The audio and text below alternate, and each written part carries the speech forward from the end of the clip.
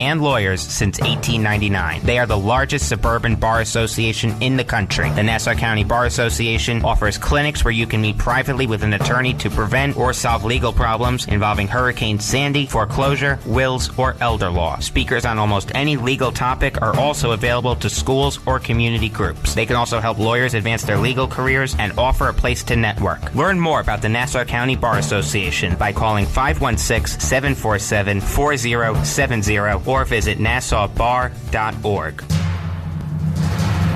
Welcome back. You're listening to The Secrets of Success. Today our guest is Kenneth Gronbach, author of Upside. Ken, you were talking about, for instance, a hot dog stand, and they look to the parking lot and they see all the buses with kids getting off, etc., and it's a hot day at the beach. That almost seems so obvious. So not to knock the field of demographics, but if this is so obvious, why do large businesses make such mistakes? Do they forget to call you, like not having a good tax accountant or something?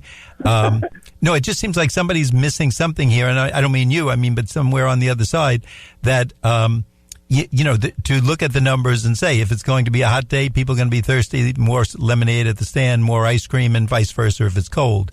What am I missing? Detroit discovered probably one of the most profitable vehicles ever produced. Is called the SUV. The SUV is a truck with nice upholstery that you can sell for twice the price. Extremely profitable vehicle. They sold millions and millions. I'm talking about the big three. Millions and millions of these vehicles to baby boomers. The generation right behind the baby boomers is diminutive. It is smaller. It's 11% smaller than the baby boomers, and it has about 10 million fewer people. Detroit could not figure out why they could not sell the same number of SUV vehicles to the generation behind the boomers. So they kept on firing their marketing departments and their advertising agencies because simply somebody was not saying something right to those folks, but no one bothered to check the census. Really? So these major companies, it would seem like something they could almost get over the internet and then have someone with your own background, et cetera, interpreting it for them. But they never did this? Listen, I got 2 years ago, I was invited to speak in downtown Manhattan to the hospitality industry, to 20 of the top chief marketing officers in the industry. And I was warned ahead of time. I said, these are people that are $1 million salaries, and you're going to have to elevate your presentation because these people are brilliant. And so I took the presentation. They hired me. And when I got there, they were sitting around a round table, and there was a lot of posturing, and the people felt very good about themselves. Google was there, American Express was there, Hilton Hotels was there. Everybody was there, anybody in the hospitality industry or related fields.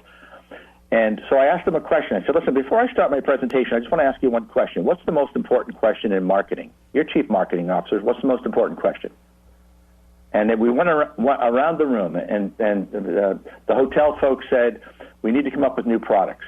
We're going to reduce the size of the rooms. We're going to make the lobbies bigger, and they talked about that. Other people said we got to get into the heads of Generation Y. We need to know their psychographics. We need to know what makes them tick. And other people said we need to understand social media because we have to change the way we reach these people. And they went all around the room with variations on a theme like that. And when we get to the last person, I said, no one got it. And there was silence in the room, and the person looked at me, and people looked at me, and they said, well, what is it? And I said, it's how big is your market? And is it getting bigger or smaller? Because everything you described is window dressing. If your market is getting smaller, your business is not going to do well. If your market is getting bigger, you have incredible opportunities, and you better take advantage of them. So if you want to tell me that the people out there in business and industry have a clue about this, they don't. Now, Ken, I also would like to point out to our audience that if they're hearing this and they're saying, well, maybe it sounds good in a book, but does it work?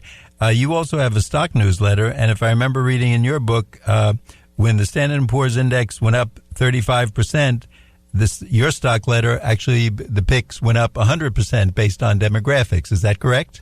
That's correct. So you almost tripled the Standard & Poor's. So if someone still has a doubt, they might want to take a second look at what you're saying. Yeah, and in fact, in our book Upside, there's about 100 stock positions. Now we remind folks, and I, like you as an attorney, we're very careful about this. Do your own homework, do your own due diligence, but maybe you want to take the positions that we have there and form a portfolio. We're doing very well in the stock market. It sounds like it. And after I said that, now I better remind our audience that the book is Upside, and maybe you want to take a look at this book, especially after what you just heard. And the author is our guest, Kenneth Gronbach, spelled Gronbach.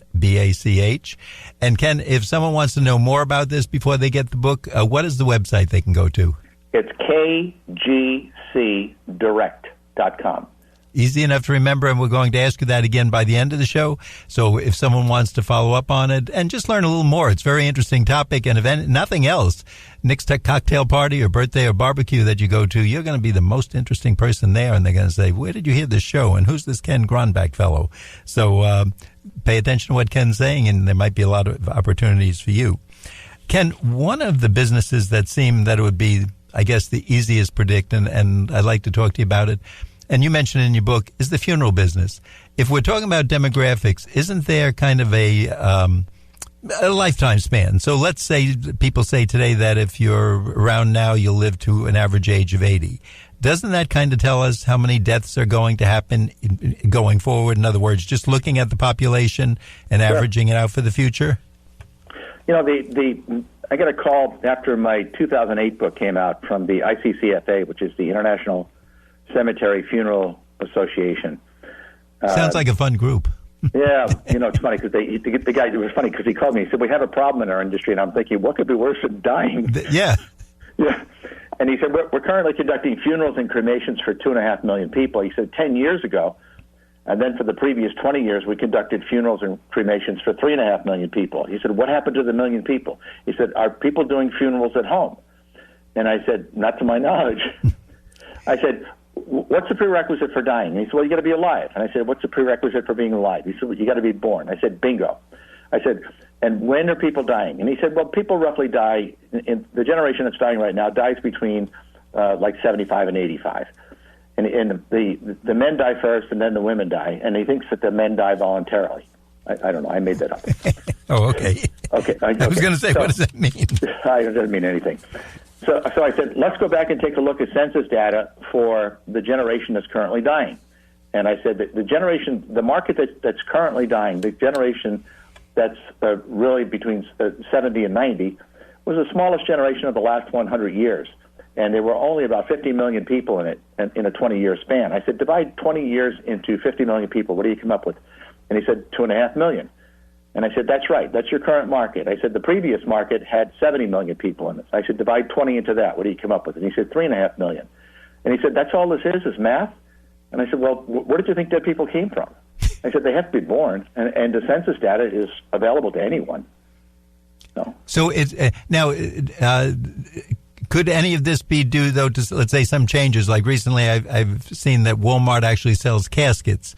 So perhaps instead of going to the funeral parlor for your casket, etc., you could actually go to Walmart and have very moderately priced caskets sent over to your funeral parlor. And a lot of people only have a wake for one day now instead of what used to be 2, 3, or 4. Do those things overlap, or is the numbers really the overruling factor? The numbers are definitely the overruling factor. But I'll tell you this. Going forward, we don't have enough funeral homes, and we don't have enough cemeteries, enough space in cemeteries, or enough crematoriums to handle baby boomer volume. Once baby boomer volume kicks in, and it hasn't yet, because the baby boomers are 53 to 72, so they're not really dying. They're not the dying generation yet. Once that kicks in, and once the EPA shuts down, and I'm told this is going to happen, for the most part, you know, they're going to stop people from being buried in the ground unless they're in a sealed vault, and they're not going to allow people to be cremated because the stuff that goes in the air is so caustic. We have a problem. We have a serious, serious problem, and that is, what are we going to do with our dead? Now, I speak to the healthcare organizations, monster healthcare organizations, and I tell them, I said, listen, I know it sounds strange, but I'm going to advise you guys to get into the death care industry. It's such a natural, because they die in your facilities anyway. I said, otherwise, death care is going to get taken over by a big box, and it's going to be like a Home Depot for death. And I mean, it almost sounds gruesome, but I mean, people do have to prepare for that. We're going, I guess, into an age where now people are living longer. They need assistance during a period, and obviously we all know at some point, even if we are superhuman and we take all our vitamins, we are going to pass on and need the assistance of the funeral people and the death care industry. I'll tell you a very ironic story. I speak to the death care industry on a regular basis, and I've told them, I said, listen, guys, you're going to have to prepare for the tsunami that's headed your way called the baby boomers. And you know what the answer is? We've heard that before. And I'm saying, yeah, but they're still there. and they're coming. And they're coming. Now, the baby boomers are strange because the baby boomers really refuse to be old. 70 is no longer old. 70 is like the new 45. All right. I'm glad to hear that. That tells you where I am on the chart. Amen. There we go. Ken, give us a quick tip. If you're advising us something, what's an industry to watch and maybe keep a close eye on? Housing. And if you're not inclined to, I'm talking housing units. That could be apartments, that can be homes, that could be, you name it. And the Generation Y will want smaller homes. They're going to want 1,500 to 2,000 square feet, not 6,000 square foot starter castles. Or healthcare and elder care. Healthcare and elder care are going to be huge. Ken, I thank you. And with that, I want people to go out and buy the book Upside by our guest, Kenneth Gronbach, spelled Gronbach. The website real quick? KGCdirect.com. Ken, thanks so much for being with us and for all the key information. It's been a lot of fun and very, very interesting. You take care. I'd like to remind our listeners that you've been listening to The Secrets of Success on 90.3 WHPC. I'm your host, Bill Horan, asking you to please join us again next week at the same time when we'll continue our journey to success.